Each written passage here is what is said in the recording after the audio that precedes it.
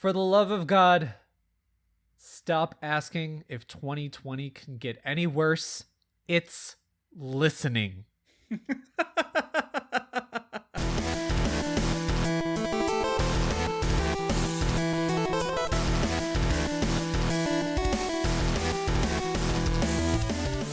Hello, my palicos and palamutes. Friends, thank you for joining us today on the Nintendo Everything Podcast, episode 97. My name is Oni Dino. With me, I have not a monster hunter, but a monster rancher. It's Galen. You know, if you give me various discs, I'll tell you what's on them, but only as you give me the discs. Remember that was a thing? No, not at all. Like, you would play the Monster Rancher games, and the PS1 would tell you to put in another audio disc, and you would get monsters from that, but you had to do it while the game was running. Wow, that's actually kind of cool. Yeah, it was so weird, and it just boggled my mind that I could take out the actual CD, and it would still be running. That is really cool, actually. Yeah. Was Monster Rancher good? No. Oh. It was not, but it was a really cool concept. I think it's actually getting a re-release on Switch soon. I'd be okay with that. Oh, well, I'm so glad they have your permission. Yeah, that's the only permission they need. Friends, thank you for joining us. This is the Nintendo Everything Podcast. We got a lot of news this week. Nintendo Direct Mini and a Monster Hunter Direct as well.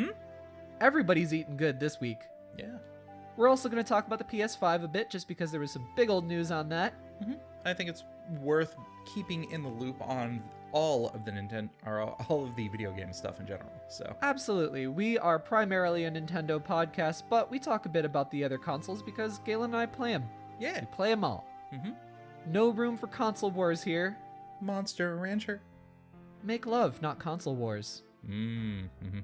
You can't hug your children with nuclear arms. But you can with Rob the Robot. If this is your first episode, I'm sorry. You can tell Galen is who, and then Oni Dino is who. We are a weekly show. Episodes go live every Sunday. We're on all the podcast platforms: iTunes, Spotify, Stitcher, Google Podcasts, you name it, we're there. I'll get us on SoundCloud soon. If I say it enough, It's not gonna happen. it will happen. Stop it. Friends, do us a quick favor and leave us a 5-star rating on iTunes, aka Apple Podcasts. It's the best way to support our show. It gets us recommended through algorithms. Please. It's much appreciated. we like to have personal growth. Speaking of personal, let's talk about what we've been personally playing this week.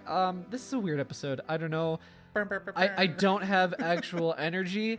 I'm in a weird mental state, but I have had 4 cups of coffee, so I'm a skeleton on a roller coaster. So fast forward to 15 minutes in when the real show starts. Shut up. No, we're starting right now.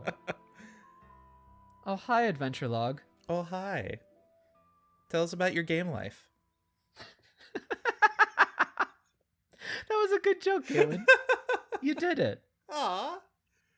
My 3rd tally mark on your whiteboard. I'm posting about video games on my Twitter. I don't know about you, Galen, but I can find me on Twitter at Oni_Dino. And I fortunately can also find Oni at Oni_Dino. But if you want to try to find me, you can find me at Mobius087. He's not there. I'm there like most of the time. Honestly, I've had to pull back on Twitter a little bit. Social media is just not putting me in a good place right now. World is a yes. The world is a I also do a second podcast. It's like hardly a podcast. It's every Friday on a platform called Get Vocal. You can follow me on Twitter, and then there's links there and stuff to sign up if you like. Anyway, that is an interactive podcast where I'm on camera. You can see my hideous face, and oftentimes my husband's face as well. And we just bring a topic of conversation to the podcast, and we hear your opinions. Like, it's interactive. That's the main hook of the show. So you can come and interact live in the chat bar, or you can call in and you can talk with me, show me your beautiful face, and it's good. It's a good time. It's real chill, real relaxing. Come on over to Get Vocal. You also can sign up using like a little link thing that I have on my Twitter, and then you get something called Vcoin, and I also get Vcoin. It's basically Twitch bits. So if you sign up, I basically get $1 and you get $1. So come join. I'm having a really nice time having like sort of intimate, candid conversations with some of our listeners. Yeah, and I will say, if you want to be actually on the show, definitely get in early, because those spots go up fast. Yeah. And I mean, also, you could just like type in the chat and be like, somebody leave, and I'll kick them. I have full control over kicking and blocking people. I kick Galen. I block Galen. I unblock him because, you know, sometimes you guys want to see him too. Galen shows up from time to time on Get Vocal as well. Yeah. No, it's a fun little show. Yeah. So let's talk about video games. Galen, you have been playing Castle Crashers Remastered. Tell us about it. Yeah. I picked this up a little while ago, and it is a lot of fun to be able to replay this game. So, for those of you who have never heard of this game before, this is kind of an older launch. This game originally came out back in 2008, but it has recently gotten a remaster for the Switch, which I am so happy. This game feels right at home on this portable console. The game is your traditional, you know, side-scrolling brawler. Think in lieu of like Golden Axe and the Streets of Rage games. Yes. So you're going from point A to point B. You're attacking a bunch of enemies. You've got quite a wide array of moves that you can do in there, which is very fun. There's also a leveling up system. There are different characters that you can play as, each one a little bit different. For example, the Red Knight has a slew of lightning magic attacks to him, whereas if you are playing as the Green Knight, he actually uses poison magic that, you know, infects and kind of like does damage over time type thing. So there's definitely that replayability in that gameplay loop there to keep you trying various different things. There's different weapons too, right? There are different weapons, there are different movesets, there are different animal companions that you can have. There's a lot of customization that goes into this game. But the best thing about this game is it is a party game. Let's completely be frank. You want to play with your friends. You want to be going, you know, from point A to point B. It's so fun to see how you build your character, how other people build their characters, and just see them mashed together on screen with enemies that are, you know, throwing poop attacks at you, because it's also that kind of a game. Yeah, it's got quite a bit of humor to it, doesn't it? It is very humorous. A lot of crass humor too. Like the first forest level that you get to, the screen literally pauses while the only other thing on there is an owl. You hear this ominous stomping in the background and this, you know, big heavy monster, which you're gonna have to fight later. But the owl just gets so scared, it just unleashes a, you know, medically concerning amount of poop just down on the bush and then flies away for no other reason. So it's that kind of like weird abstract humor to it. How does this kind of humor hold up 13 years later? It's dated. Yeah. You know, it was absolutely hilarious back in, you know, 2008 when I was just, you know, getting out of high school and thought that kind of stuff was funny. You were well out of high school by 2008. Yeah, by 2 years. Yeah. But yeah, it's a really great time overall to be able to share with friends. Nice. Right now, I have not been able to play with anybody because, you know, no friends. COVID. But so I'm going solo currently. But the game also has some other aspects which are brand new to it. For this remaster, they included a new gameplay mode called Back Off Barbarian. I think that's what it's called. This mode is weird. So it puts it on a grid-based system, and your character's little like icon game piece more than the actual character that you play as. Think of like Final Fantasy Tactics as far as like the angled grid-based setup that your character is moving around on. You're speaking my language. So the entire idea is that enemies will start to pop up on the screen and you have to run away from them. There is no just defeating the enemies that I've been able to find. It's literally just run away. You're no longer speaking my language. What makes it interesting is that in order to move your character, you have to input a different button command. So it's not, press, A to go left, B to go down. It changes every single move that you make. And like a QTE? Sort of, yeah.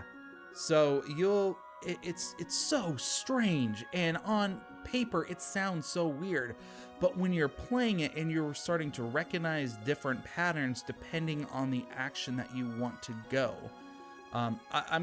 These are the actual like face button commands, but I'm gonna translate them to directional commands. So instead of rotating your thumb button input presses in like a clockwise motion, so you'd go like left up, down, right in order to move to the right. If you wanted to go up, you would have to go up, down, down, up, down, down. Like there's different button command combos in order to progress on this board, but it changes depending on what direction you want to move. So you have to be very aware of what you're supposed to press in order to move, and that's where the gameplay challenge actually comes in. But what's the fun in that? Well, the fun in that is because it's not random, there are patterns. So it's a different level of mastery that goes into it, and it's all just basically how long can you press these different icons while avoiding the enemies that are trying to come and stomp on you, and can you get how high of a score can you get while doing this? This is weird. Yeah, it's so bizarre. And I think there's a multiplayer on it. Actually, I can confirm there is multiplayer on that too, which just increases the challenge level of there are more moving pieces there that you have to worry about. But also, it's that little competition edge of which of your friends in here can actually move around, who's getting frustrated, and it's like, no, I pressed up, no! Okay. Now I see it. Yeah. It's 100% a competition-based mini game that you would find in something in Mario Party or something. But it's so unique to find it in this kind of a game. I really like that addition to it. It's harmless, it's fun, and I'm happy to see them adding new content to this 12-year-old game. So that's lovely. Yeah. Overall, highly would recommend it. I'm not going to go too much into it because, like I just said, it's a 12-year-old game. Most people have probably heard of it. Like hugely popular. Yeah. And the game is actually pretty cheap too. I think I picked it up for when it was on sale, but normally it's like $15 on the eShop. So, yeah, if you've never gotten a chance to play it, highly recommend it. If you have a bunch of friends who are looking for something new to play, because there is online play to this as well. Nice. I cannot recommend this highly enough. So, yeah.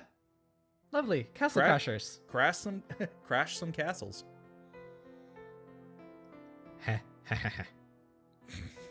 It's myself with Beavis and Butthead.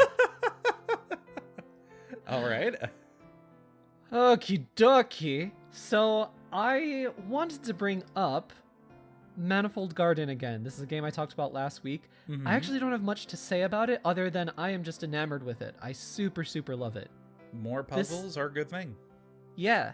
This is the first person puzzle game where you manipulate gravity, you reorientate the whole world, flipping walls around, and it's got this lovely cel-shaded aesthetic to it.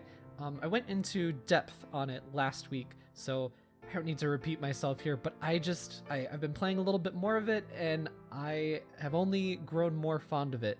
So I recommended it last week, and I'm only recommending it even harder this week. Do check it out. It's on Switch. Question. Manifold Garden.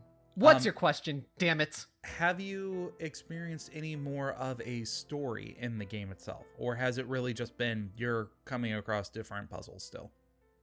It's mostly been coming across puzzles and a little bit of visual storytelling, that there's like some sort of corruption and like you're sort of restoring like nature, I think, to the world. But it's a bit hard to parse. That's clearly not why you go there for... Yeah.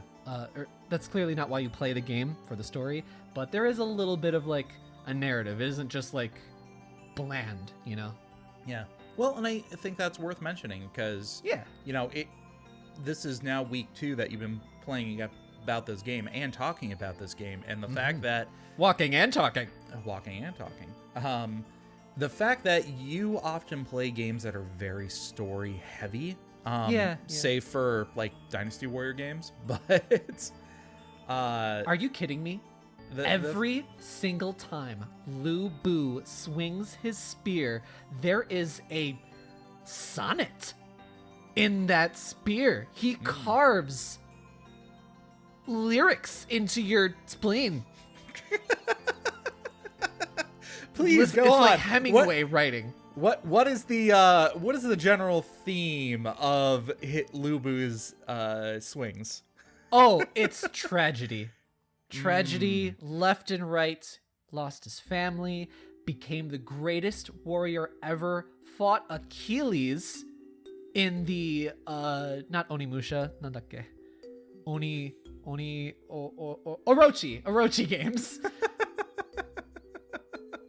Just a love story for the ages. Lu Bu and his spear. He loves his own spear. A true testament of tragedy, just like that attempt at riffing at that joke.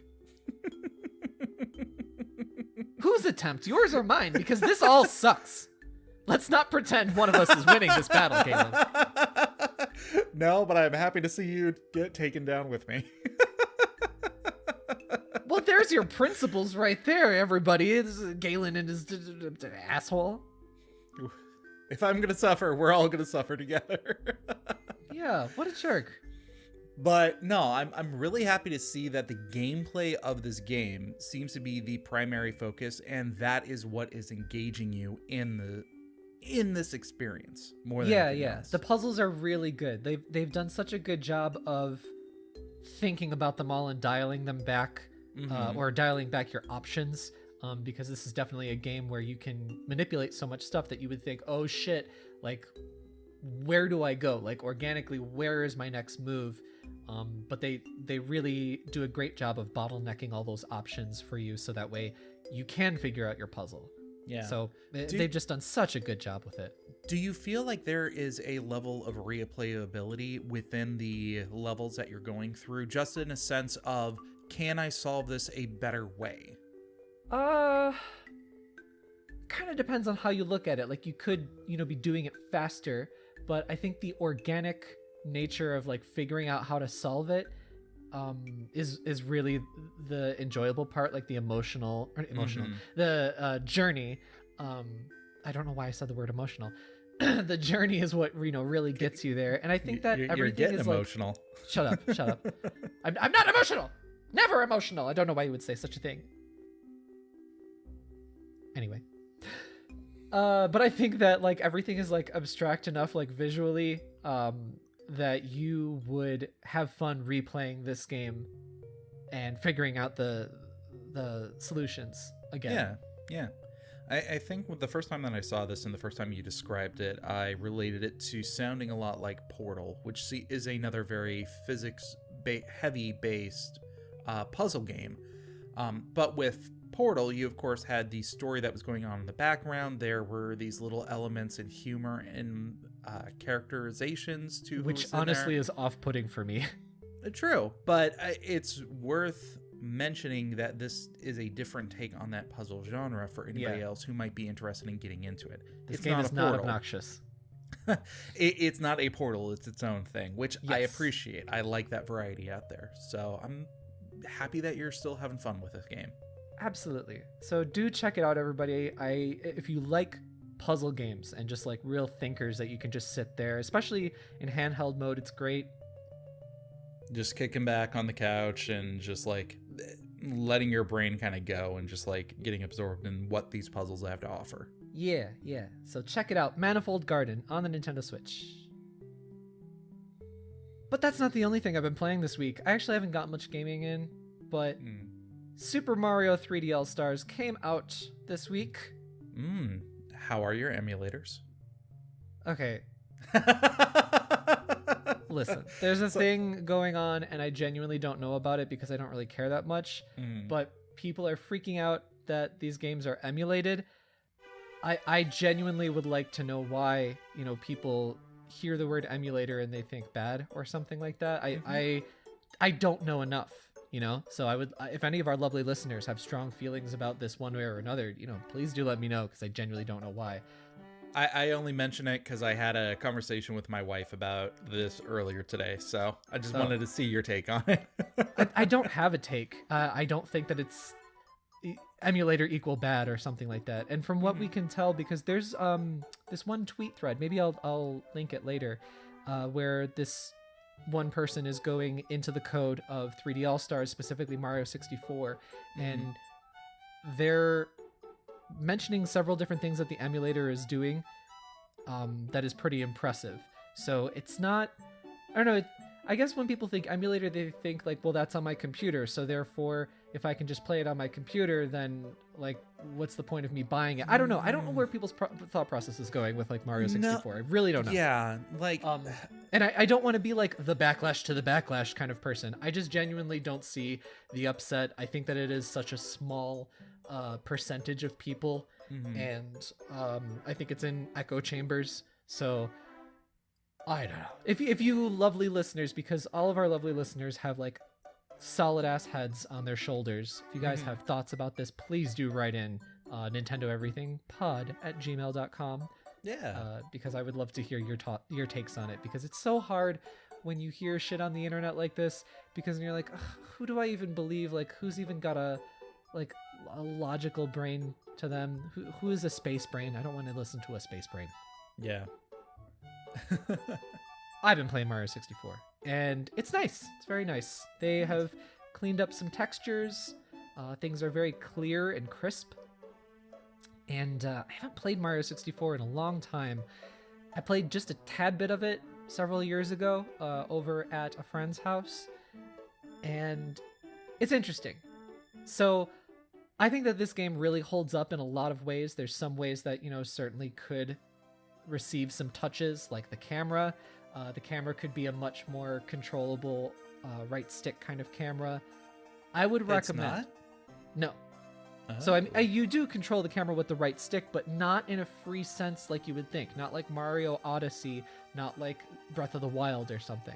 The right stick is basically your C button substitute. It is, yeah. And like when you press right on your right stick to move the camera to the right, it's more like a suggestion for the game to do that. And then the game will be like, no, I don't feel like it right now. Or sometimes they'll be like, yeah, okay, let's go right. Did you want to go right 180 degrees? Oh, just a skosh? No, I feel like 180 degrees. So it's Lakitu's drunk again. Yeah, it's never consistent control with the camera. Here's my thing. This is very much of the time where, they were figuring these controls out, whether it's a control for your character, control for the camera, whatever. It has an auto-adjusting feature to it. I highly recommend people who are having trouble with the camera to not fight the camera. That's the thing. It's kind of like tank controls in that way, where you kind of want to play by its rules, figure out its own rules, and play along with it. It is the master. Be the sub to the dom, okay? That's a whole different thing. No, I believe that's exactly what it is. So I may disagree with you a little bit on that. Okay, tell me. Well, Tell me why you're wrong, and I'll tell you why you're wrong. in normal cases, I would agree that you have to collaborate with the game that you're playing in order to get the most enjoyment out of it. If as soon as you come into, well, why doesn't this game have this? It should work this way instead.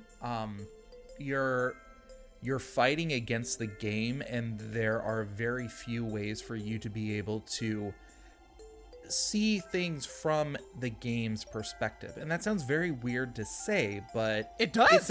It's a video game. It doesn't have an opinion. It doesn't have a way to defend itself against these arguments. It's just where are we going, Galen? My point is that they had a remake of this game. They had the remake that came out on the Nintendo DS, and I believe they solved a lot of these kind of camera issues with that. I can't remember. I really can't remember. I remember having more fun with it on the DS than I did with the N64. Okay. And while I can understand wanting to preserve the N64 feel, that makes this game more of a time capsule more than a remaster or a re-release. And this kind of links... it's both a re-release and a time capsule, I would say. Yeah, but I mean, this also kind of lends itself back to the argument of, you know, this game just basically being an emulated version, as to you had time to fix some of these problems. Why wasn't more of an effort made to making this a more enjoyable experience? Because if you are somebody, and granted, this game came out like 20, 25 years ago.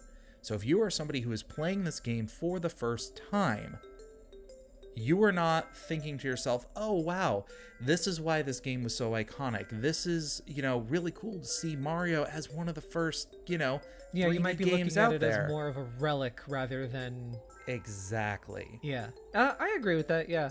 Because honestly, this game was so impressive and influential, you know, back when I was, 10 or 11? How old were we when that game came out? That it is pretty much impossible for me to divorce myself entirely from the experience that I had then because it was so impressionable. Mm-hmm. So in trying to look at this game with a clear mind, a 2020 mind, I will say that, you know, there are way better control schemes, or camera control schemes specifically. And it would be cool to see if they... Well, I don't care. But if this were to happen, where if they were to remake it or remaster it and completely change the camera controls or something like that, it would be cool to see. But I will just say that as somebody who does get enjoyment out of this game, my recommendation for people who might be having trouble understanding the camera is play by its rules. And basically don't touch the camera too much. The camera has an auto moving function to it, and you do want to touch it a little bit, move it around a little bit, but mostly you want that camera to do its own thing and play by its own rules. Yeah. Not trying to defend it or something like that. I'm just trying to give people here is the way to the enjoyment for Mario 64, you know? Overall, though, it's interesting how much I do remember and how little I don't remember about the game. So there will be stars where I'm I totally forgot this, and where is this red coin at and stuff like that. So it's been kind of fun replaying certain missions and being oh, this almost feels like, playing it for the first time just because I've forgotten because I'm a senile old man. And then other times there's a total muscle memory.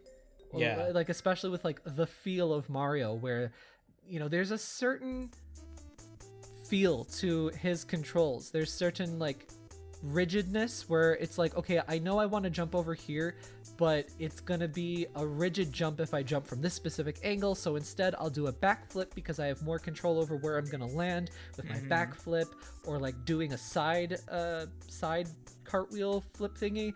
There's a particular flick that you do with the control stick that was very particular of the N64 days. So you really do have to understand those controls to have the most fun with it. So really play around with it and really try to understand the rules of that particular game. if you're coming to this, brand new, rather than trying to apply modern rules to this 1996 game. When I was talking to my wife about this earlier today, she had mentioned that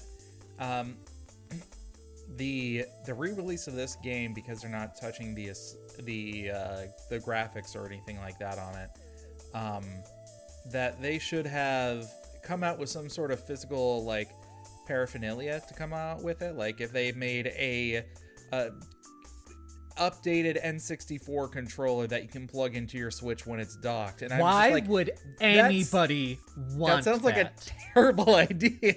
I have to say that I am loving not having to touch an N64 controller to play this game, because the N64 controller sucks. It's bad, man. It is bad. I've never liked it, even when I was child. Yeah.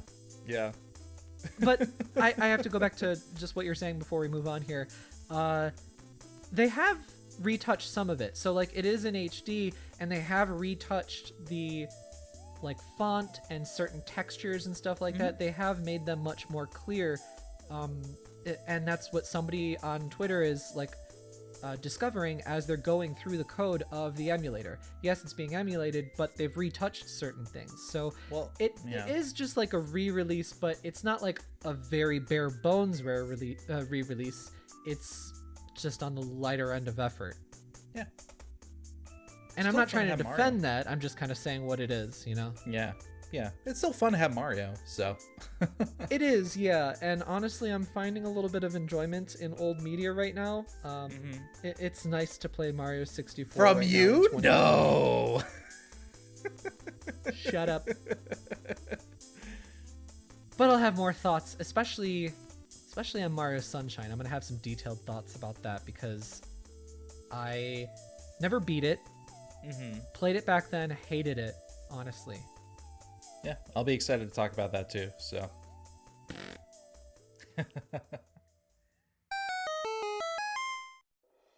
On to the news. So much news this week. Yeah. First off, very briefly, as it says on the tin, the Nintendo 3DS is no longer in production.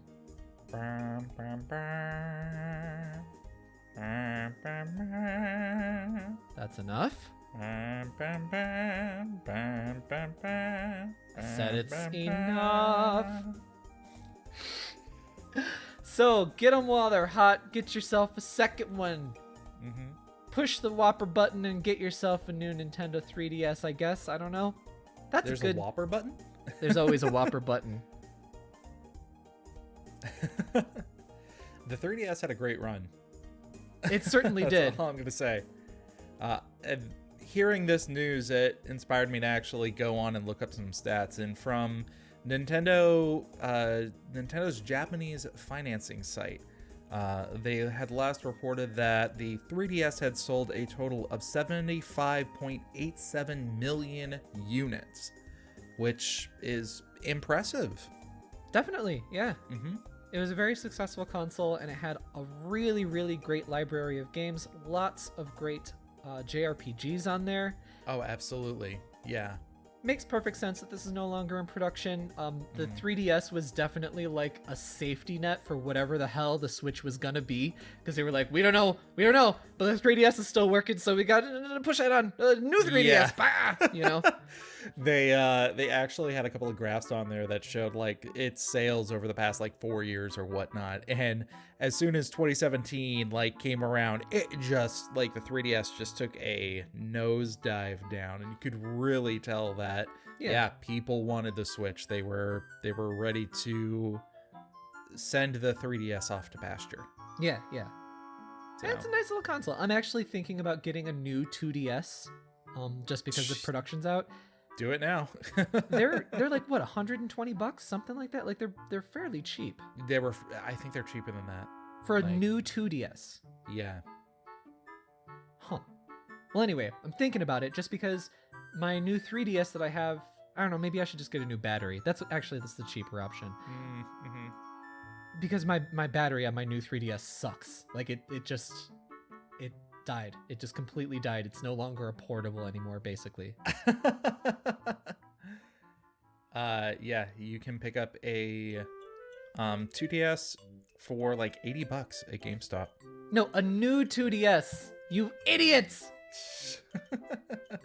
You're talking about the 2DS. See, this was the problem with that naming convention. Granted, Galen's a fake gamer, and he doesn't know what the hell a new 2DS is. Oh, that's right. They did come out with a new one. All right, fine. I'll give you that one. And you're on a weekly podcast! Yes, and you keep having me on. Who is really at fault here? Galen, that may have been the realest thing you've ever said. Moving on, the biggest news this week was a lovely Nintendo Direct Mini Partner Showcase September 2020. Much better than last month's. After last month's, everybody was like, expectations real low, which was nice.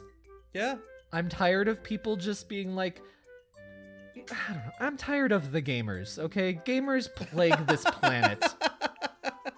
I am tired of the gamers. Yes, the gamers TM. They're in my way. I'm gonna get you a t-shirt that says that. I'd wear it. I know you would. Get me a nice cut, okay? Don't get me one of those like shitty ones that are just like too like lame. They have like no shape to them. No, it's going to be one of those freebie ones that they hand out at conventions, so it's going to just fit absolutely terribly. I hate those! That'd be the worst part. Mm-hmm. So there was a lovely Nintendo Direct Mini, and there was also a Monster Hunter Direct that came along with it right afterwards, too. So we got 2 Directs this week. Let's talk about those. Okay. So... going off the biggest announcements so far, Monster Hunter Rise and Monster Hunter Stories 2. Mm-hmm. How lovely is it, Galen? When a game gets announced and it's coming out in 6 months. How nice is that? Refreshing, isn't it? Yeah, really. Like a nap in the middle of the day.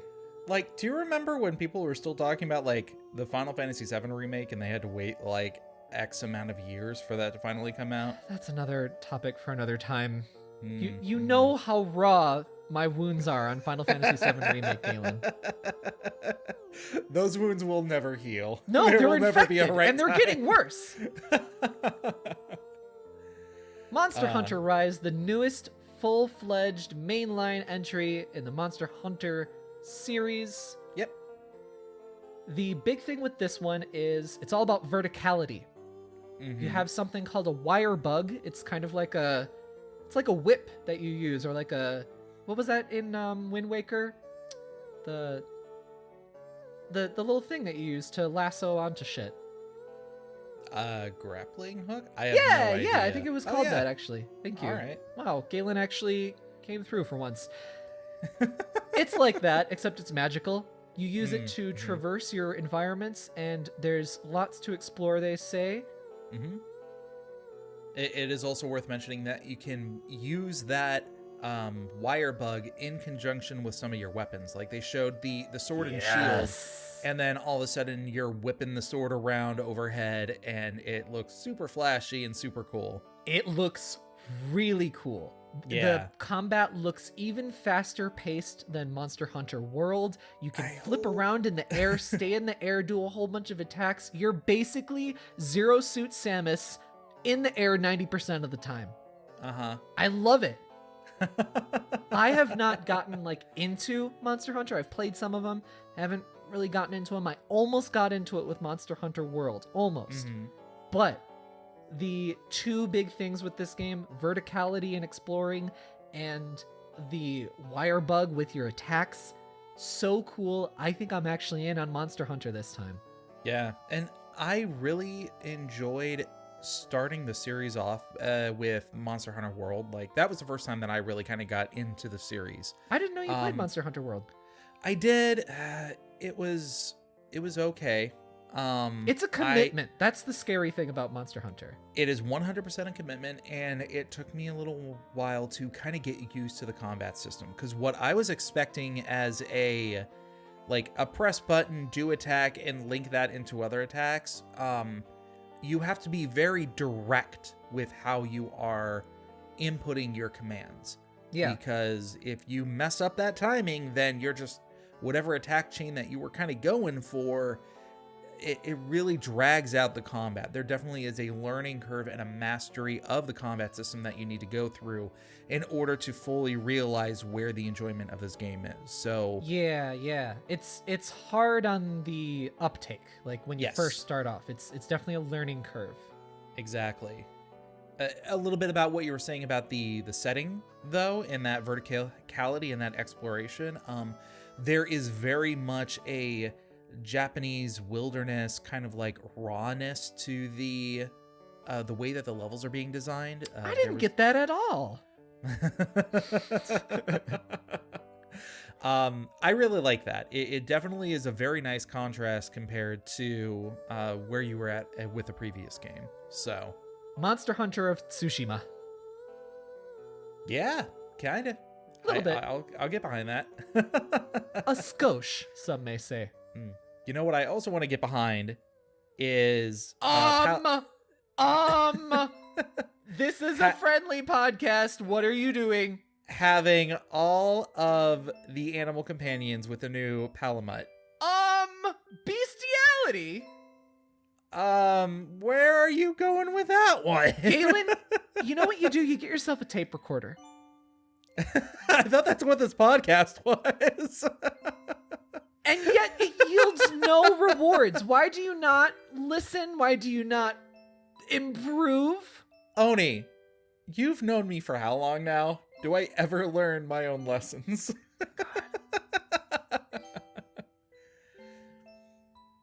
You accidentally blew yourself every episode.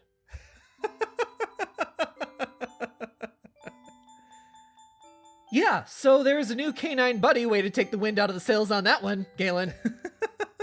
His name is Palamute. It's a Palamute, just like the Palico. It's Palamute. Beautiful, lovely, amazing wordplay. I wonder why they didn't just fully commit and go with Palamute instead of Palamute. Because of Malamute. Are you a fake animal owner as well? I've never owned a Malamute. But I've heard of one. I've also heard of bestiality. Doesn't mean I'm into it. Your sentence like 2 minutes ago says otherwise. Face. You said you want to get into it. You said you want to get behind it.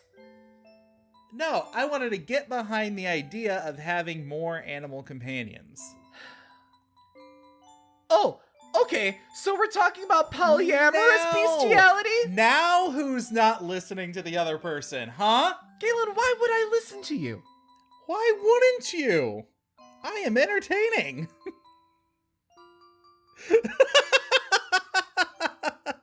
You're ruining my life. You are ruining this podcast and you're harshing my mellow. Look what you're making me do. Am I harshing your mellow or harshing your Malamute? You're deflating everything. Yep. You're trying to steal thunder. You're trying to steal my thunder, but my whole life is thunder. You weren't saying that earlier when you were saying you had no energy. Hey, look at that. We're at the 15-minute mark. The coffee kicked in. I will if this were Git vocal, you would see that my hands were shaking. Coffee is kicked in. I'm a skeleton on a roller coaster, I'm telling you. Is that the coffee or just the pure unadulterated rage that you have right now? Pick. Getting back to it with the Palamute, you can ride around on your dog that is straight out of, what was it, Tales of Vesperia? He looks exactly like the dog from Tales of Vesperia. Yeah. So you can run around, go really fast. Your stamina doesn't decrease, unlike all the other Monster Hunter games where when you ran around you use your stamina. You can run at high speeds and do certain actions while on your Palamute, like healing, prepping for traveling and stuff like that. Super awesome. Mm-hmm. No, I think this is a great quality of life thing, because one of the big frustrations that I had was you couldn't just run everywhere when you just there's so much space for you to be able to explore in. Yeah. And I hate when environments are just kind of too big or like big for the sake of big, you know? I'm hoping we're getting away from that a little bit more. Yeah. This is the giving Link a hang glider to be able to traverse the world in, because you could walk from point A to point B. It's going to take a long time, but it's a lot faster for you to be able to do that. And it's just so much, it's so much easier and nicer. And I am more enticed to want to explore more areas now because of that. Yeah, and on the topic of quality of life, like each Monster Hunter basically improves upon itself with quality of life features. People who've been playing for a long time, when they were playing World and they were talking about just how many wonderful improvements that they made in that department versus like how it was when they were playing on their PSP or their 3DS or whatever. They're miles apart in terms of features. So basically, to jump into Monster Hunter, whatever is the newest entry is basically what you want to jump into. So I'm probably gonna do Monster Hunter Rise. I don't think you're gonna lose much as far as story goes by jumping in this late. There's like no story. Can I just make a comment that they could have redone that voice acting just a little bit with how they were putting it together? Yeah, the voice acting did come off very much as they were given no direction, or, you know, just the actors had no idea what was going on in the scene kind of thing. Well, it wasn't even that. It was just, I felt like they were told to translate these lines, but it was being replaced at the pacing that you would find in the Japanese language. Like, they were saying, we got a report. Now we have a rebellion, whatever the heck they called it. Like the yeah. So you're saying, yeah, like, it was such weird like pauses in like breakups of the same sentence itself. So I don't think that was syncing. You think? Yeah, I don't. Well, and it was funny because that was an overhead thing as the guy was like receiving the message. Like, that's something they could have fixed. So you know what I think that could be is maybe that's like 4 different lines of dialogue that they chopped up into one for the trailer. You know, sometimes they do that for... could be, yeah. Very often they do that for trailers. And maybe this one was just a little bit more stilted. I know. It just definitely, like, set a tone for, like, the story in there for me personally. Yeah. Well, if you want stories, I have a monster game for you. I said word wrong. Oh, just before we move on to Monster Hunter Stories, I do want to make mention that reportedly, this game, Monster Hunter Rise, is running on a version of the RE engine. Wow. Okay. I know. So that's weird. For lovely listeners who do not know, the RE engine is Capcom's premier engine, proprietary engine that they have made. And it has powered all of their Resident Evil games. That's why they call it the RE engine. And it also did Devil May Cry 5 as well. And last that we heard back in like 2017 when Capcom was experimenting with trying to get Resident Evil 7 running on the Switch, the RE engine didn't play very nicely with the Switch. So apparently they've been able to work on the Switch. We don't know, I think, much about this, but I'm so interested to hear more if we can get more information about, like, is this like a subset of the RE engine? Did they just like get it to work with like dialed back settings? Like, that's fascinating stuff to me, even though I'm not a developer or anything like that. I love hearing about that stuff. That's really cool. That's really, really cool. And it also explains why the game looks so beautiful, honestly. Like, RE engine is great with like items and environments and stuff like that. It just looks really cool. And then moving on to Monster Hunter Stories 2.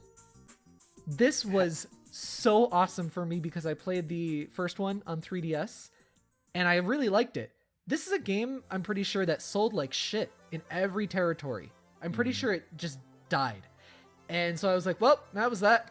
But then it's so crazy that this spin-off series is getting a second chance. I just kept on watching it and thinking to myself, is like, Monster Hunter, How to Train Your Rathalos. Okay. This is a narrative-focused Monster Hunter game where it's all about you being a monster rider, and it's very story focused and RPG. It was an RPG, a turn-based RPG last time, so we haven't seen any combat so far. They have said it is an RPG, but whether it's an action RPG, turn-based RPG, I'm down for either. You know I love the turn-based though, so you know that's my preference. Yeah. But I think that that's a good way to differentiate it from the mainline series to make it a turn-based thing, but we'll see. We'll see if they make some big swathing changes. One thing I do want to point out is, if I am remembering correctly, the original Monster Hunter story was one of the first games that introduced Monster Hunter-based amiibos to the system. And yeah. They have also announced that there are going to be 3 new amiibos for Monster Hunter, and they work for both of the games as well. Yeah. You're going to have one for the Palamute, one for the Palico, and then there is a special edition Magnamalo one that you can get. He's like the flagship wyvern enemy kind of. He's the big monster for this game. Yeah. So they also announced on that topic that not only the amiibo have like functionality for both games, but there's also going to be some sort of compatibility features for both games that sort. I don't know if they said interact with each other or something. They said they're going to have more details about it later, but that's cool. That's smart from a marketing perspective. Yeah. I do also have to say I enjoy the aesthetic of this game. However, yes. Yeah.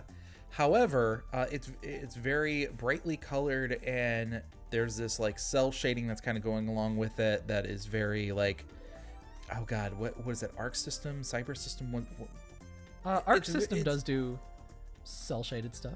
Yeah, it's very anime inspired with its character design and the way that it's designed. But the first couple of images with that green cloak that was there, and knowing that they were just talking about Zelda a little while ago, I was like, are they bringing Linkle to Monster Hunter? And is this like that big promotional thing? Oh, I am totally headcanoning this. That this is Linkle's universe. Look what you just did to me. Is it going to be tradition moving forward that we talk about Linkle at least once on this podcast? I hope so. I mean, I'm not going to argue about that. I like her because she's such a dumb character. Yeah. She's basically a Link stan, and she has no magical ability herself. No, she just got really into Link's crossbow training, and that's it. Hey, she's better with a crossbow than Link is. That's true. But yes, I love this aesthetic as well. It's very Ghibli meets Breath of the Wild, and I am down for it. I am game. So you're I positive am game. feeling? I am game. How am I game? Is this game? So you are excited for this one? Yeah. Or just all the Monster Hunter itself. Like, Monster Hunter is one of those series that you don't really hear a lot about in the Nintendo world, so. Oh, I disagree. You totally hear about it. Yeah, it has been a niche thing, but it's been getting more and more popular, and then especially with Monster Hunter World, which was the biggest entry in terms of sales for the series. I mean, Monster Hunter's home has been on Nintendo consoles for a long time. It sort of started off with like PSP and the Vita, and then they started doing more on the 3DS, and then that's where it lived, you know? And yeah, nowadays... Oh yeah, that's right. I forgot that I can't remember the exact title of it. I think it was Generations, but whichever one came out for the 3DS, and that was one of the big reasons to like get the Circle Pad Pro controller back when that was a thing before they came out with the new 3DS. That was the fourth one actually. That was before Generations. Generations was kind of the fifth one. Can you imagine playing Monster Hunter without a second stick? No. Yeah. Next question. Quality of life features, man. Yeah, tell me about it. So very, very excited to hear about this Monster Hunter news. Me too. I'm definitely all in on stories. I'm probably end up getting Rise as well. Like that combat looks great, and the exploration, that's what I love in games. So everybody party up with me. Let's go hunt some monsters. Yeah. Did I say hunt? And this comes out in what was it, March 26th of next year. Yeah, So- Rise comes out in March. And by the way, like February, March is going to be that's basically bigger than Christmas on this. Oh, yeah. Than Switches. You know, Oh, Switch yeah. usually holiday is bigger. And then the last portion of the fiscal year for 2020 would be, good. But the last fiscal side, I'm running out of words here. I'm just having a nice time. But before we break away from this, one thing I do want to say is they did mention they are going to be coming out with new info, especially on Stories 2 at the TGS Online. Oh, and cool. also Capcom version TGS Online. I didn't know that was a thing, but... everybody's doing everything digital right now for TGS, so I think everybody's doing like their own channel kind of thing. No, that makes sense. But yeah, the 25th and the 26th, we're going to be getting more news for these games. Nice. Next week. Yep. And then moving through the Nintendo Direct Mini, we'll go through this a little bit quicker, just because the meat of it, the meat, was Monster Hunter. Yeah. The next entry in the fitness boxing cinematic universe is coming to Nintendo Switch. Mm-hmm. Fitness Boxing 2. Electric Boogaloo. It's a good You played the cardio first one, workout. right? Yeah, I was about to say, you played the first one, right? Yeah. Cliff and I bought it because it was on sale. Because I think I don't know if it's digital only, but it's primarily digital, that's for sure. And it's $50 US, which is, I think, a little steep. And it went on sale for like 30, 35 or something like that. And we needed like a fitness game just to keep us active, in these trying times. So we bought that, and it was actually a really good cardio workout. Cliff really likes it because he can just be like, I will do 30 minutes workout, and I know it's only going to be 30 minutes, and it was great for him. Yeah. So it looks like it would be a good workout experience because kickboxing can kick your ass, like, seriously. Yeah. So if you're looking for cardio, this is like a genuinely effective game. Yeah. I do like that it said that your save data from the previous game will carry over onto here. Yeah, and they did announce that on top of the 6 trainers you could work with before, they are introducing 3 new ones as well. Cool. Whatever. Yeah. Whatever. Comes I out wish that beginning of December. Yeah. Perfect time to be active because it's going to be cold.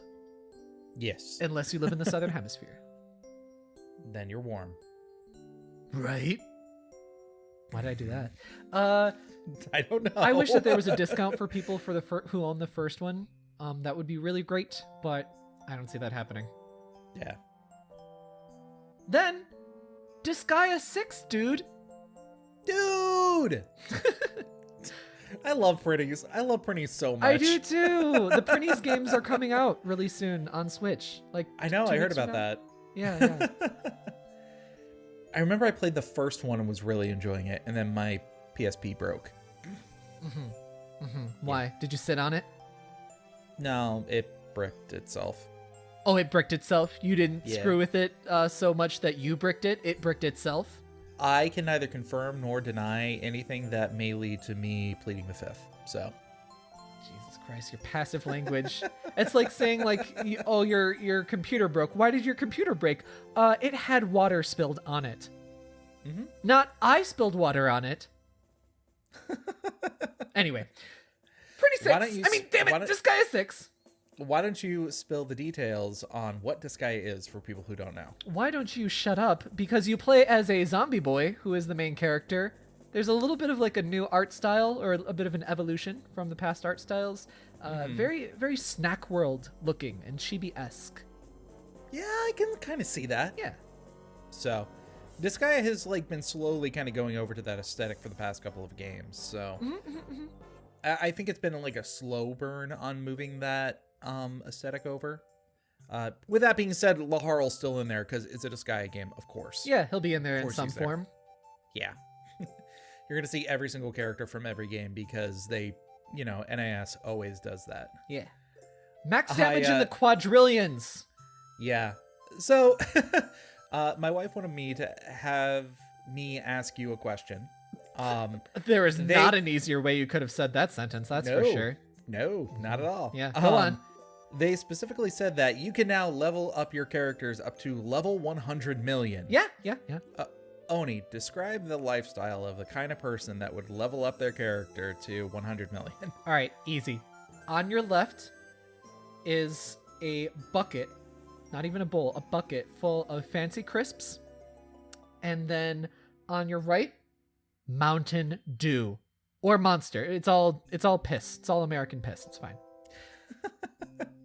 And, well, no, you need other hands. Okay. No, you would use all your hands, and you're switching and swapping like an octopus playing the drums, and you're just playing your game constantly while you got your computer screen in front of you, and the game is in your handheld mode. You're just basically multitasking everything you can possibly do at one given time. So that way you're constantly playing the game. I just watched Spirited Away not too long ago, and I'm imagining the boiler work guy, the spider who's like reaching and grabbing at all the different that's what I'm imagining right now. Exactly like that, except way more embarrassing. Oh yeah. Disgaea is a really wacky series. They described it perfectly, where they said an experience that defies common sense. And I was like, that is a great way to describe the whole series in so few words. Yeah, no, that one, I have always been a big fan of the Disgaea game. I haven't been playing all of them, but They're I used to all be on really the Switch big. right now. Yeah. Well, I think I've rebought a couple of them like quite a few times because they keep re-releasing it for each console. So Yeah.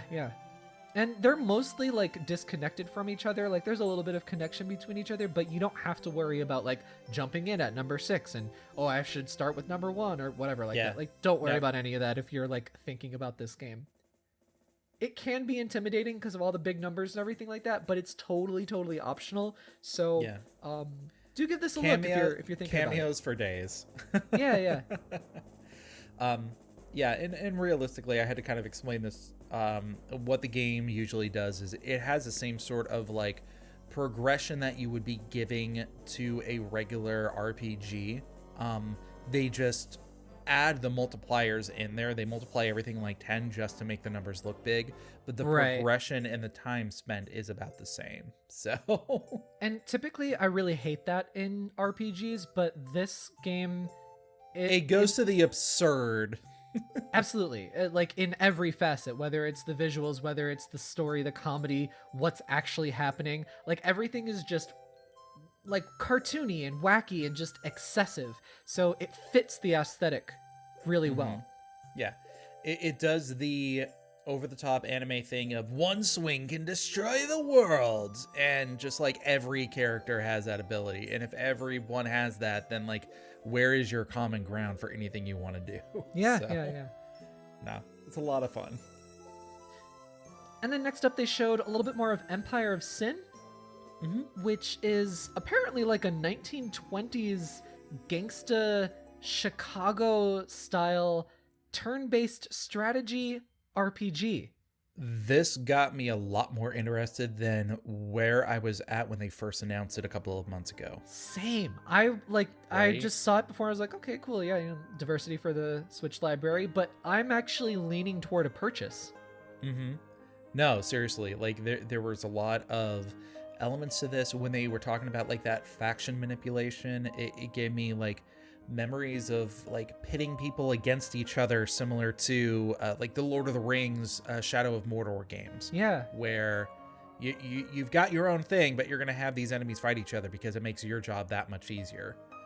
And just the gameplay too, it looks like you can like poison certain things, or and there's the Chicago police behind me if you can hear that in the background. Except I'm not Chicago police over by you. I don't live in Chicago, no. But that's the thing for the game. Don't you ruining everything. And it's turn-based strategy. If the writing is good, I think I'm gonna get this. Oh yeah, no, I'm so much more interested in this game than I was before. Yeah. And then next, Sniper Elite 4. Why laugh? What's so funny? So when I watched this with my wife, and when I was watching it, they were going through this description of, you are an elite soldier who must go and do whatever. And they haven't even announced the title. I just kind of looked over it and was like, is this just us killing Nazis? And it was like, we have to hunt the German soldiers. And I'm like, yep, it's Nazis. Ah, okay. Nazis, the universal bad guy. Mm-hmm. They're bad guys, okay? You have to go and hunt down General Tobias. I hear he's a never nude. What? What?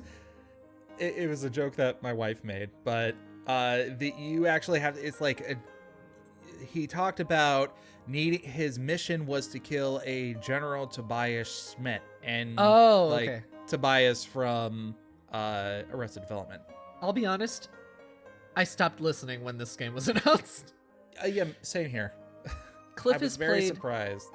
Cliff has played the third one, and he had a nice little time with it. It's definitely a slower paced game. It's not like a super crazy game. You know, you are a sniper, so you're lining up your shots. It's like a bit of a puzzle game as well. So I can see myself playing something like that if I just kind of happen to have it. But this kind of game isn't really for me. Yeah, it's out of my wheelhouse. So. And then briefly they mentioned The Long Dark. This is that exploration survival game set in like the snowy setting. Yep. There's apparently a story mode and a permadeath survival mode as well, so that's nice. Yeah, it looks like fun, but there wasn't enough time spent to it for me to really base more of an opinion other than, neat. Yeah, not enough time. Yeah. And the next couple of games we're going to go through kind of the same thing, so. Yeah, because we've kind of heard about these games before. So next one was PGA 2K21 Tour. Cool that we've got more sports games coming out for the Switch. Golf. Still not Mario Golf, so. Oh yeah, when's Mario Golf coming out? I bet they're going to announce a Mario Golf next year. Next up on the list, yeah. Because there's always like a Mario title. And whether that's mainline or racing or sport. Yeah, maybe Mario Golf will come out next year. I feel like it's been a while since we've gotten a Mario Golf game, and we got tennis already, so. And then they dropped that Hades is now on the Nintendo Switch. It's been in early access on Steam for a long time. I was surprised to hear this, especially because they did like that big cinematic thing at the beginning of the last Direct to really kind of pump up for this. I'm just kind of surprised that they were like, oh, hey, by the way, remember that game? Yeah, it's out now. Yeah, it was soon. Like, I thought it was going to be like a couple of months from now or something, but it was, yeah. Yeah, I was surprised. I'm happy. I was just surprised. Me too. I'm totally going to get this game at some point. I would kiss the face of literally every character design in that game. They're all so attractive. And the opposite of attractive is Balan Underworld. Nope, Wonderworld. Oh, wait a second. Is this the one with the water and the wind stage? What? Seriously, that was like the first thing that they said about it. It was like, hey, next up is Balan Wonderworld. They have a water and a wind stage to it. I'm like, really? Oh. That's like Dragon Quest saying, hey, look at us. We've got side quests here. Like, oh, okay. I see what you're saying. You don't need to... Yeah. I think what was cool and what they should have focused on is that there's different costumes that you can get, and those costumes have abilities associated with it that allow you to collect the things, because this is clearly a 3D third-person collect-a-thon. Yeah. This is the Yuji Naka game made with Square Enix. Yuji Naka is the creator of Sonic and Knights. He started working at Square Enix a couple of years ago, and this is apparently what he's been cooking up. This is coming out on like everything. This is like cross-generation, everything. I remember we talked about this game a little while ago. Yeah. So one thing I did not know is that this had the co-op with the Joy-Con, so you can... That I didn't know, and that I really appreciated finding out about. Yeah, so. That's nice. That is very nice. I don't know if I like the aesthetic very much. It reminds me a little bit of like modern Tim Burton stuff, and I really don't like that stuff. Just like everything's wacky, just I don't know. We'll see. We'll see the same day that Monster Hunter Rises comes out. Oh, is that when it comes out? Yep, they both come out March 26th. Sorry, Balan Underworld. And then we finally got a first look at Rune Factory 5. this is a series that I think is really dear to a lot of people's hearts, and I think that 5 is really gonna bring the series a bit more to the forefront of people's minds. People really like their waifu farming simulator. Yeah, I mean, I guess that's right. But there's also dungeon crawling, so... Yeah, it's like a mixture of action RPG and dating sim, marriage sim, and farming sim. Like, it's got all that stuff in there. So it's just like a life sim. Yeah. It's looking well, like the art style is nice, and the action actually looks like pretty fast pace. Yeah. Personally, of course, I sure do hope that there is some same-sex marriage in there. Please. We'll see. I remember that being a bit of a controversy in some of the previous ones. What? Was it in Rune Factory? I don't think it was at all. I think so. I might be misremembering. I think you're thinking about this with a different thing. Yeah, okay. Don't quote me on that one. Okay, but we'll leave it in just to let everybody know that Just you're because. a fake gamer. Listeners at home, if you can tell me what game I was supposed to be thinking about, let us know at nintendoeverythingpod@gmail.com. Mm-hmm. Fake gamer. That should be your email. I'm going to change it as my Twitter handle. Oh, love that. But anyway, I'm going to keep an eye on this. Like, especially if there's same-sex marriage, that'd be great. Yeah. Honestly, it sounds good to me on paper. It sounds like it would be entertaining. Personally, I just don't have the time to kind of... Animal That's Crossing going to be has the ultimate me... thing, isn't it? Is whether I have the time to commit to something like this, right? Yeah. I mean, Animal Crossing already has me pretty, hook, line, and sinker, so... I don't think that this game is coming out anytime soon, though, so... Yeah. Maybe you'll be off your Animal Crossing addiction by then. I don't know. I've got bugs to catch still. Mm-hmm. Actually, I only have 2 bugs left to catch. Oh, that's wonderful. And they both come Next out in up December. is Ori and the Will of the Wisps. Yeah. Really surprised to see more Microsoft exclusives coming to the Switch. So whatever that talk was that they were having a year or 2 ago, that's definitely been pretty fruitful. Yeah, this is cool because this is a game that is perfect for the Switch. It just is a Metroidvania that is colorful and creative, That is the Switch's audience. Mm-hmm. And this apparently runs at 60 frames per second. It's looking so sleek. It looks beautiful. Good. This came over way sooner than I thought it would. I'm very happy to see that. I've been meaning to get into the Ori series for quite some time now, and they're just making it easier. Yeah. From time to time, the first one does go on sale. I picked it up when it was on sale because I knew I would want to play it. There's a demo in the eShop for the first one, so I played that and I was like, oh, this feels great. This is great. I know I will enjoy this for sure.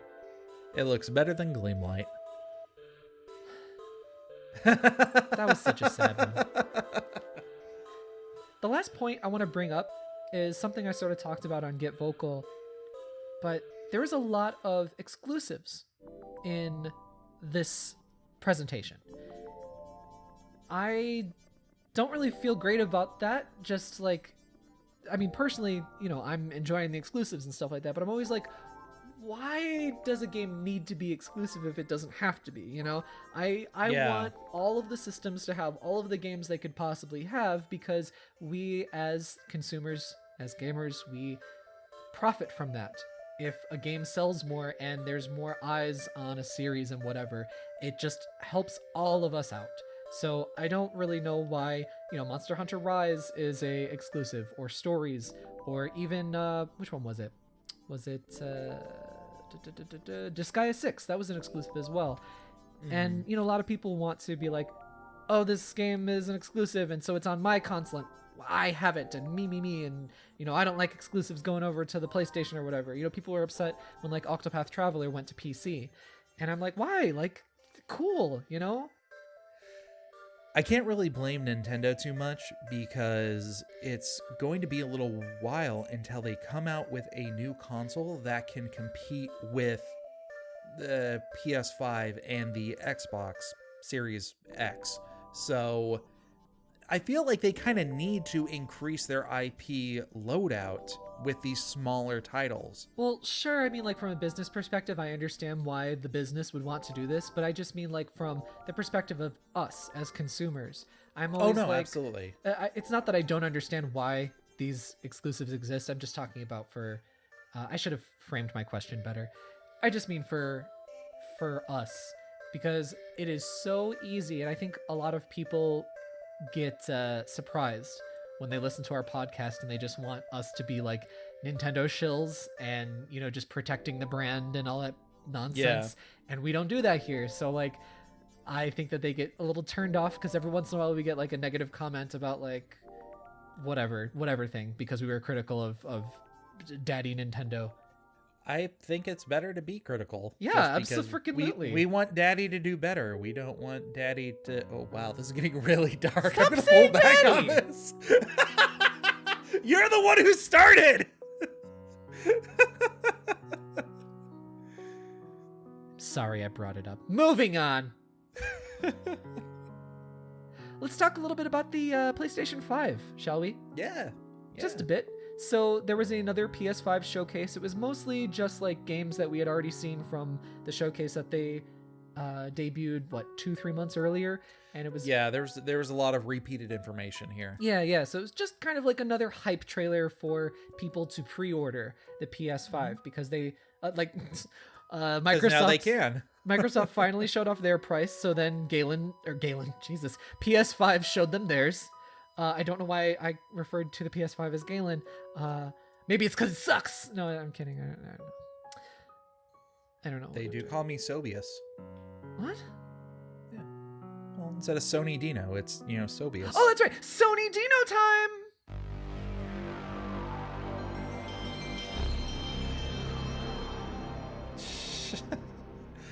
Oh my god. What? Oh my god. Continue. I am. Okay. That's like a kid who has to get like the last word in an argument. Like, Put you that on a shut business up. card. I will. That is you. Okay then. Okay. Something like that. Anyway. Did you watch the showcase? I did. Okay. They opened the show with Final Fantasy 16. Final Fantasy 16. Now, there's a lot to unpack here. I talked about it a lot on Get Vocal, so we won't talk about it too much here. Yeah. I will just say that I'm cautiously optimistic. I know that Square make excellent trailers. Take a look at any of Final Fantasy 15 or 7R's trailers. They're all great in terms of what game came out, This is, however, being done by Creative Business Unit 3, which I looked into just before this podcast. And Creative Business Unit 3, the developers at Square Enix, are mostly comprised of people who worked on Final Fantasy 11, that's the online one, 14, that's also the online one, and Dragon Quest Builders series. So an interesting selection. I'm hoping that the output is going to be a pretty different game.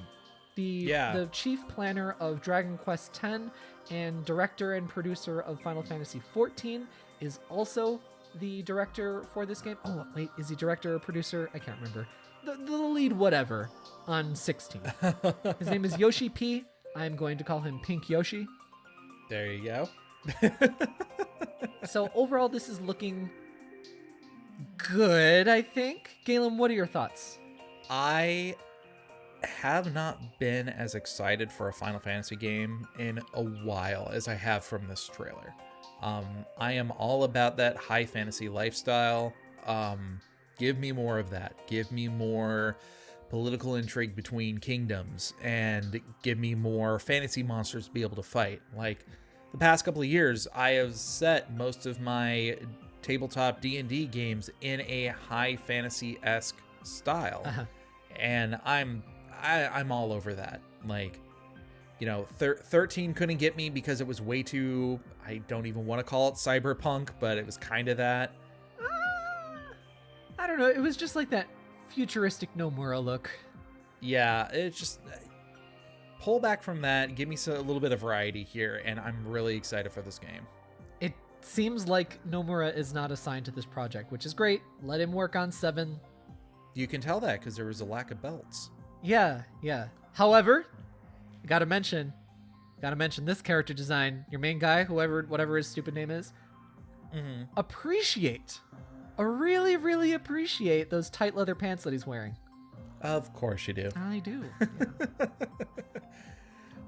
Seriously, if we're talking about JRPG butts, well, we're talking about JRPG butts over here. Yeah. This is Onidino. Seriously, it's like if a game trailer comes out, you rank the game trailer specifically on the quality of its assets. I got a smile out of that one. I'm taking that as a win. You know why you got to smile? Because you didn't set it up for too long. You went right in there. You delivered it. You slid it right in there. Nice booty package. What? I don't know. Oh my god. We've already spent way too much time on this. We have. Anyway, looking nice. Where are the female characters? I sure hope that we will see female characters. They haven't decided what cosplay they want to see yet. This game is not coming out anytime soon, so I'm not worried about it. I'm not going to analyze trailers, none of that nonsense. So, yeah. This is not going to be a launch title, so... No. Yeah. So we'll talk about it in a couple of years, if we're still alive after the troubles. And then, I kind of didn't have anything else that I wanted to say about the showcase. Galen, what about you?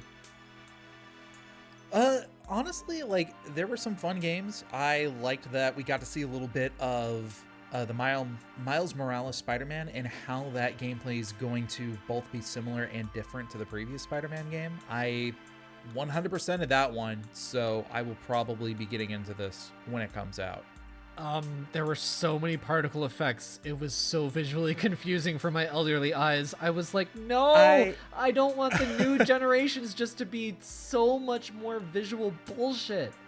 I am taking that with a grain of salt simply because I do believe they focused on that specifically because of the rain effects that were on the ground and like the wet pavement look. It still looked like just ass in your face, like just too much. Like it's a good thing, but it's just a little too much. Just massive ass.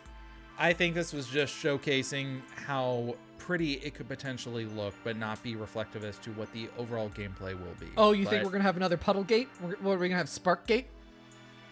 No, not at all. I'm just saying, like, they cherry picked that particular screen or like scene in order to make it look good. I think it's actually going to be a bit more indicative of your typical battle scenes, and it's just way too whatever. I don't play these games anyway, so what do I care? But still, I just hope that my other games are not going to be just this confusion. Yeah. It's too confusing. I'm elderly, and my eyes glaze over, and I'm just ready to go home. No, I hear that. Let's see, what else? Yeah, everything else was just kind of a repeat. We got a trailer for a new Hogwarts game, but yeah. I mean, yeah. I feel bad for the devs working on that.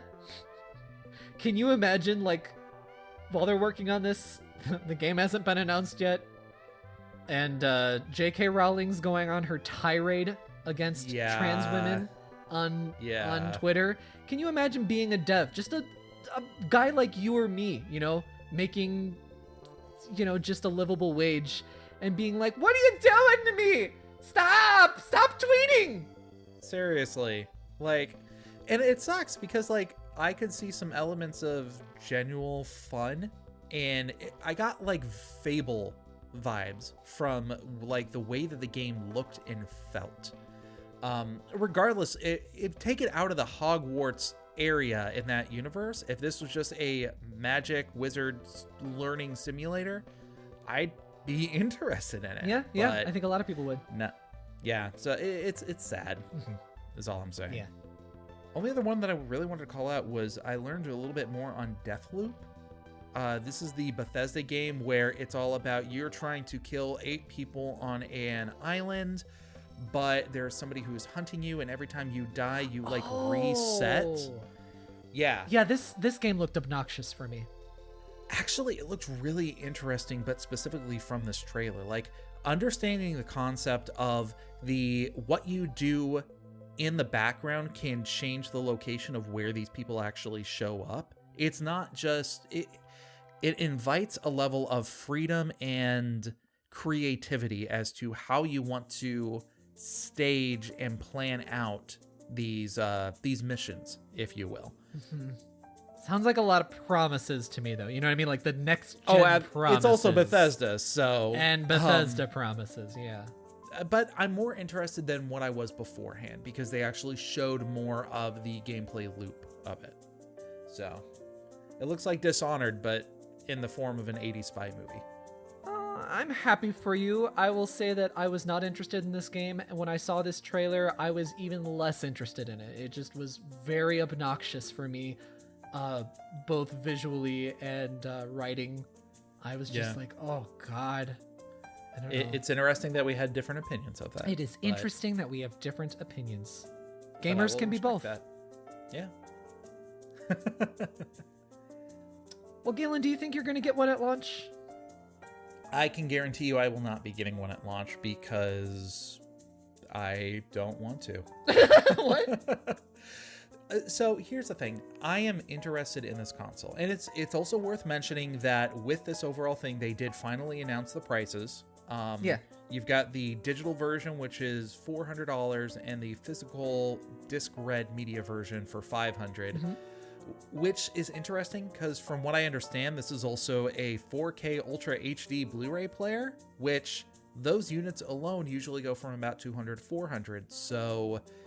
we kind of saw when like the PS3 came out that sometimes it was cheaper to buy a PS3 other than these other smart players as well. Yeah, even back for the PS2, it was cheaper to get a PS2 than it was to get a DVD player, because when that came out, that's when people were starting to buy DVD players. They were just finally getting cheap enough for the market. Exactly, and I think that's a really good move on Sony's part, considering they have their hand in so much of that market. Given the two, I will probably be looking for a physical version. Absolutely. With that being said, however, there is nothing in their launch lineup that I feel I need to play right now. Yeah, I was looking at it and I was like, what is even like unique, or not unique, but like, what do I say? Exclusive to the PS5 specifically. There's Demon's Souls, but that's coming to PC later. The only thing that I could see when I went through the big list of because it has a good launch lineup, it does, but I just mean that like is only on the PS5, is something called Destruction All-Stars, which is that really annoying looking Fortnite Twisted Metal kind of game. I consider it as a combination between Rocket League and Twisted Metal. Yeah, so. But with even more obnoxious Fortnite stuff in it. Yeah. So there's that's unique to the PS5, and then there's Astro's Playroom, which is that preload. But other than that, like, you can play these other games everywhere else. Not the Spider-Man Miles Morales. That's coming to PS4. Sackboy: A Big Adventure. That's coming to PS4. Oh, okay. I know, right? Yeah. No, I mean it's. I'll get Sackboy eventually on PS4. That looks like Super Mario 3D World. I am not worried about, like, given the two, now that we know basically everything between the Xbox Series X and the PlayStation 5, I'm going with the PS5. Like, between those two, I'm more interested in that console. I have no worries about getting a hold of one when I do spark up enough interest to make that purchase. I'm not falling victim to that FOMO thing that comes literally with every single new console generation. Oh yeah. Like, so I'm not worried for Sony that they're not going to be able to sell enough units and the system's going to be a failure. No, screw that. Yeah. I have my own umbrage with the very pretentious way that they did their pre-order system of, hey, if you're a PlayStation Plus member, register your name and enter in for a lottery to go ahead and maybe pre-order it. It's like, I understand that supplies are limited. I understand that with COVID-19, it's hard to go ahead and make enough units. So you want to try to eliminate that whole scalper mentality out there.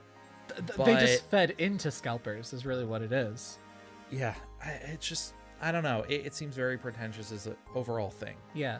Honestly, I will just say to all of our lovely listeners, you don't need this console right now. Just like if you couldn't get a pre-order or whatever, like just wait a little bit. It'll be cool. You can get one in a couple months, whatever. It'll be fine. You'll be fine. That's the thing. I think about all the heartache of the people who are trying to get this as a day one thing and all of the, manufactured anxiety that comes along with that. Absolutely. I'm not willing to put myself through that because the gains of just the gains of that do not outweigh the cost of trying to get into there. Absolutely. It's not worth it. So well said. I won't be picking up. Thank you. I won't be picking one up day one because I don't think I can at this point. I mean, pre-orders are probably completely shot. But even if I had the opportunity, I'd probably say no just because I'll wait for Final Fantasy 16 to come out with the collector's edition because it'll come out and the console will look cool. So. Oh, that's smart, actually. Yeah. Yeah, I do that every generation. I always get like the first batch or whatever, and then they always have that special edition console. And it's like, but I can't justify buying it again. No, of course not. I say having bought 3 Switches. Well, one you bought for somebody else, and then the other one is your wife's. So one for my wife, one for That's fine.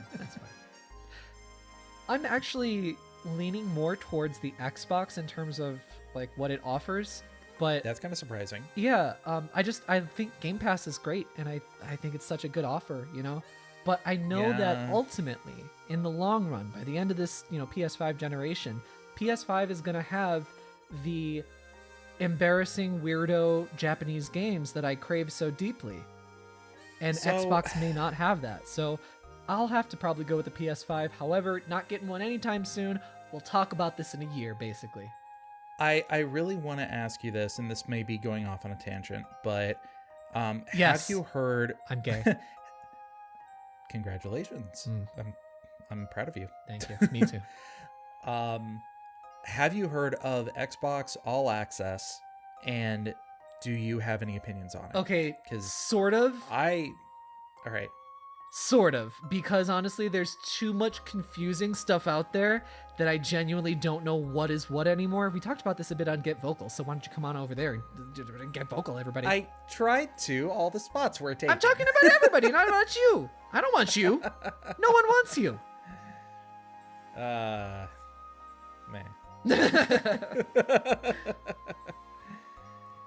Just as a brief refresher, so Microsoft is basically offering a financing program. If you want to, you can go ahead and get the system with no money down, and it also comes with, I think, 2 years of its Xbox Game Pass. They break it down so that it is $25 a month if you want to get the Series S. If you want the Series X, it is $35 a month. Mm-hmm. Honestly, I think this is a very predatory move on Microsoft, and I do not like it. I am actually very against this. I'm of two minds on that because I think it can get predatory for sure. However, this is what businesses already do, like retailers and stuff. You can finance your big purchases, including consoles, and they push that, especially for the holiday season. So absolutely. It's not like this is anything new. Microsoft is now just doing it themselves. So I'm more of a don't hate the player, hate the game kind of situation. I think that it is bad in general because I think that it just kind of it just pushes consumerism so much where it's like, hey, get yourself into debt, pay compounded interest on something that you didn't need to pay interest on.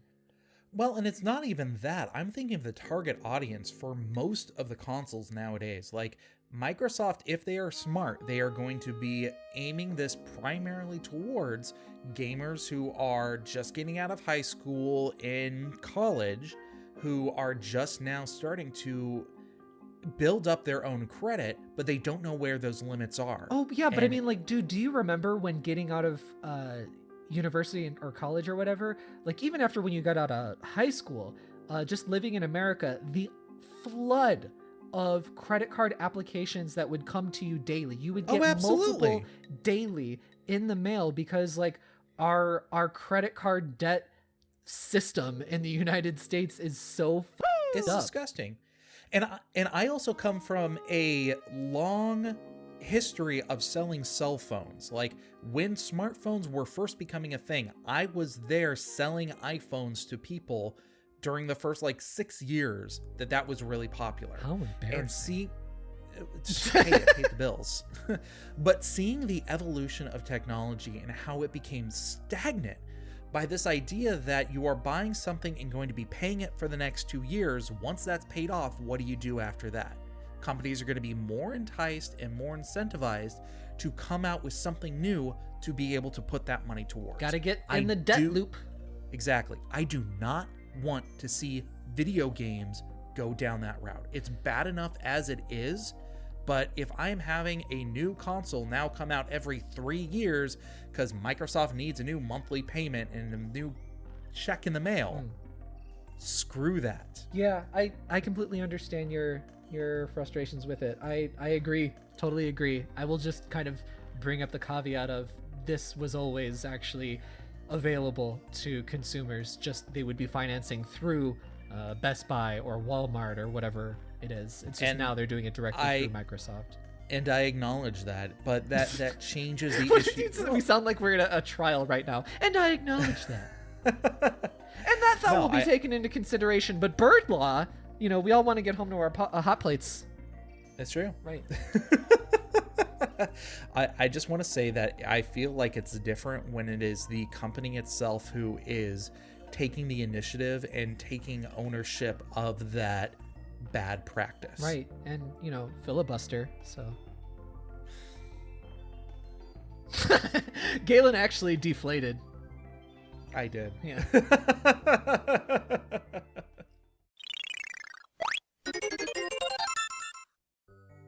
And no additional DLC.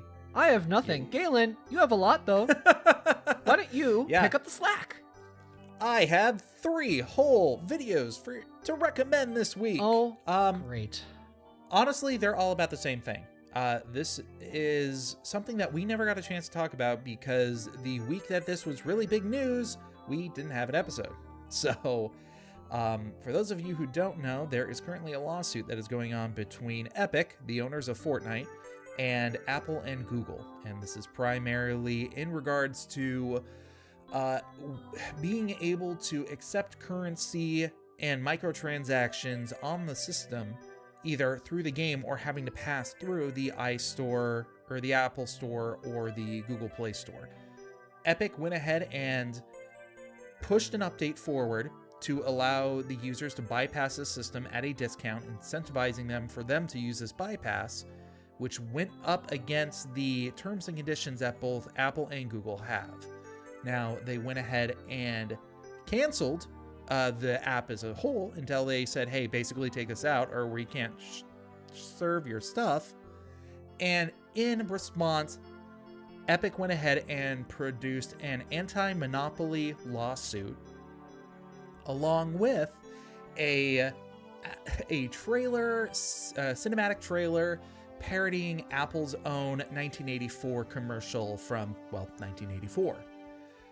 There's a lot of different aspects to that. There's a lot of positives and a lot of negatives, and it is very big video game news because the outcome of this trial is really going to affect a lot in the landscape, especially for mobile users.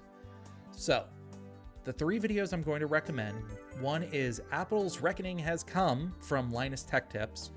And this does a really good job kind of recapping that environment, but also explaining how this will affect the other areas of a mobile network and developers on a mobile platform.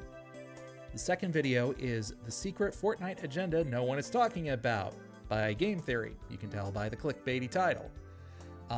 This is a breakdown on the legal ramifications of what's going on and how Epic is possibly doing this move, not because of the money that's coming from it, but because they want to open up their own app store and kind of break that monopoly that's actually going along there. As a contrast, I would also highly recommend you checking out, can't believe I'm saying this, Jim Sterling's video of Fortnite. Triple I Gaming. And this video is basically here to tell you to Fortnite and Epic and Apple and Google. And basically he's making commentary on the aspects of Epic using the fan base and the people who play Fortnite and how manipulative the entire process is and how you should not fall to basically be their weapon because you are just helping a billion-dollar company make more trillions of dollars. Yeah, I've seen that video before, and it is a good video because it really just is so no nonsense, and it's like, what are you doing as a human being? What are you doing? Like, why are you supporting this? This is why you shouldn't. I would love to have an open forum discussion about this with you listeners. So please email us, send me messages on Twitter, but there's so many different ways to approach this, and there is no general, this is evil, this is bad, this is good, this is pure, whatever.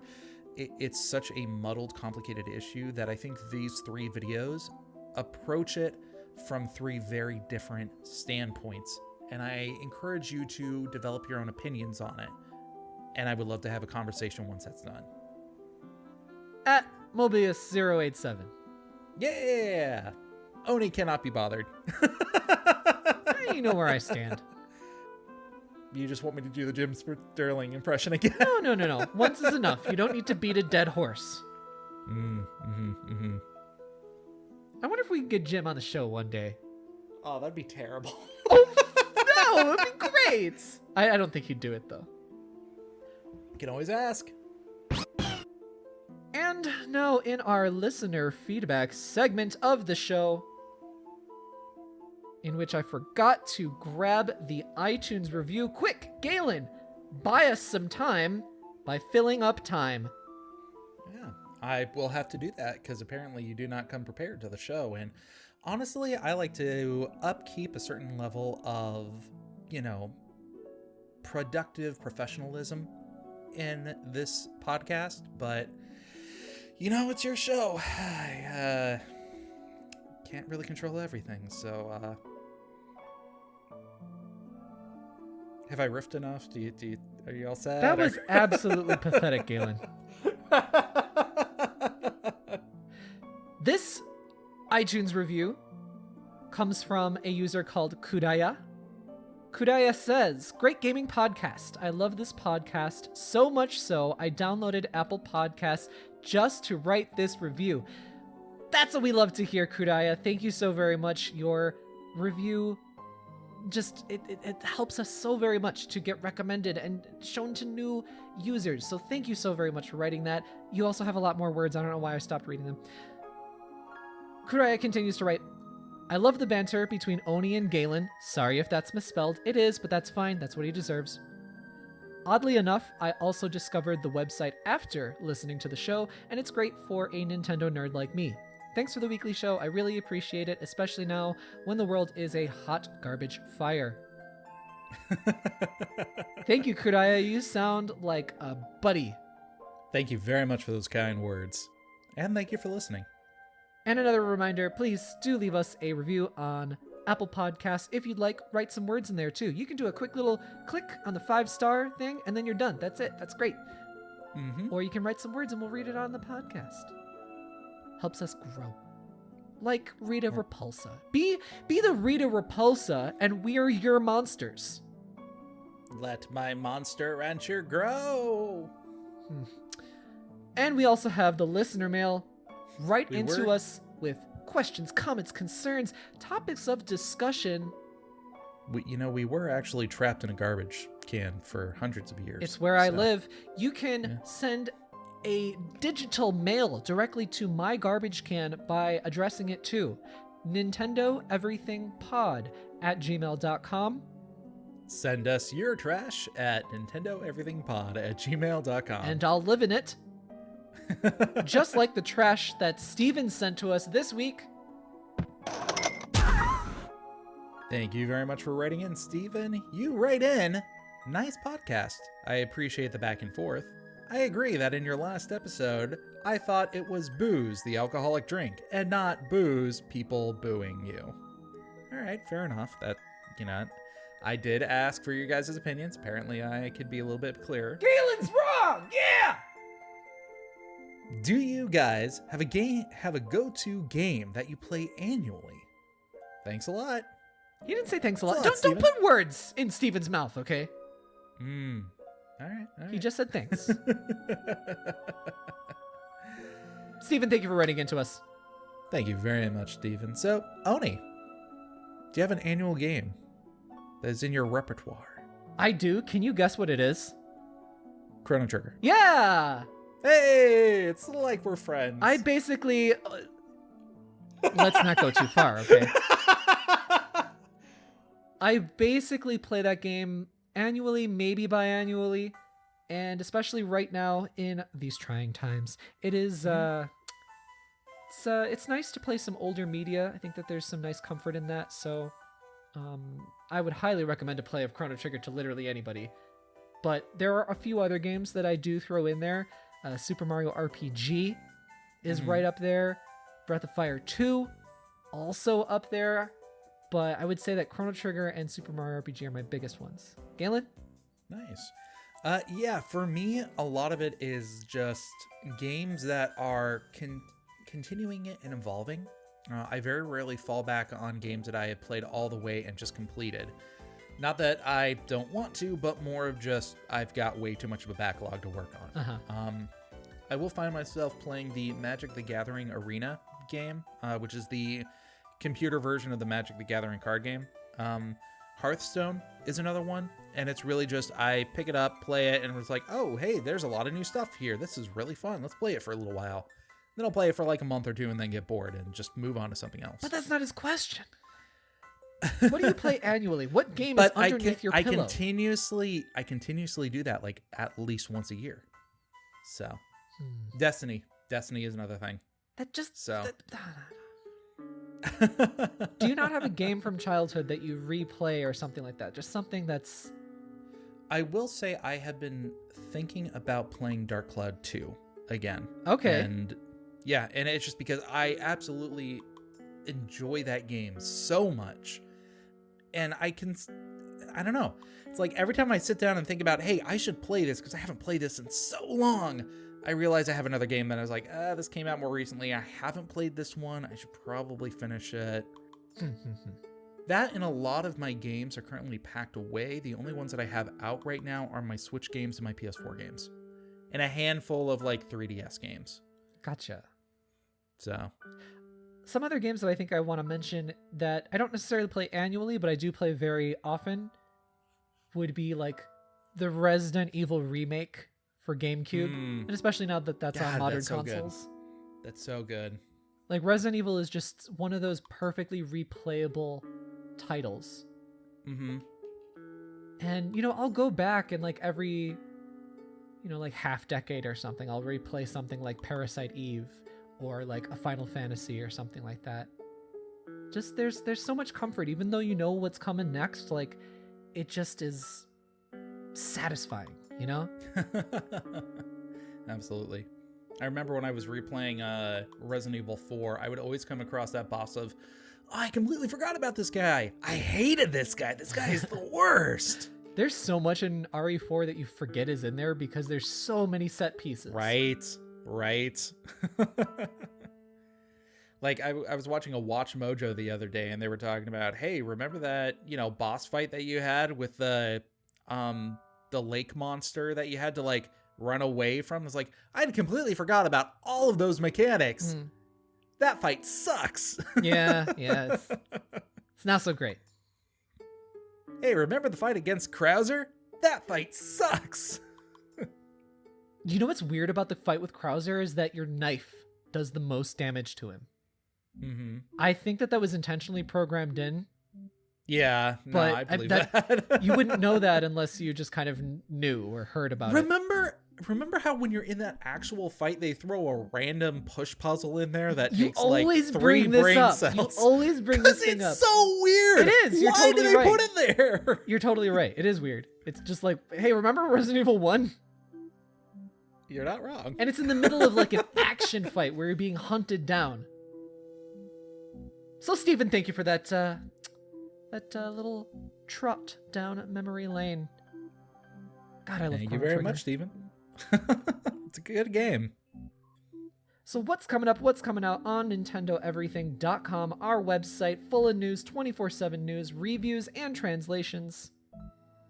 Lots of good stuff. Stay connected to us using the Twitter at NinEverything, also our YouTube, youtube.com/NinEverything, and I also am losing my mind. You can watch Everything Burned Down on my Twitter at Oni_Dino. I also have an Instagram. Actually, I'm going to take a picture of my shirt and I'll put it up on Instagram. I'm wearing my Splatoon shirt. Love this shirt a lot.